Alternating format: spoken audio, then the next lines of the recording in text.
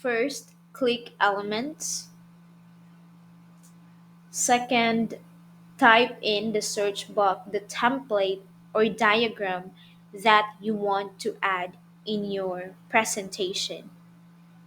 As you can see, there's so many templates or diagrams to choose from,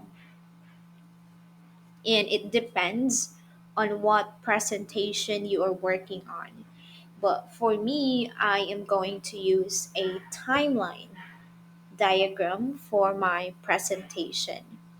Now, what we can do next is to add text. Click text, then click the word add textbooks in the purple box, this one.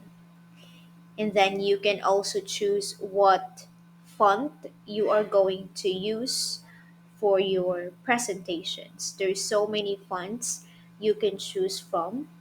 And then the next step is to type in the text you want to put inside the box.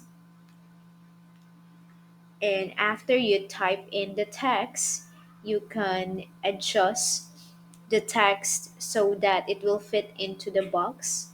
And you can duplicate, so you can add text to another boxes, and so on and so forth. It's very easy.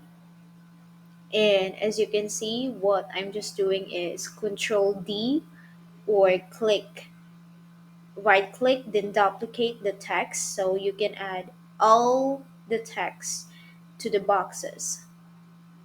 But it depends on what type of diagram or timeline you are using. And after this, you can save, you can download it so that you can present it, or you can also present it in Canva, or you can share a public link to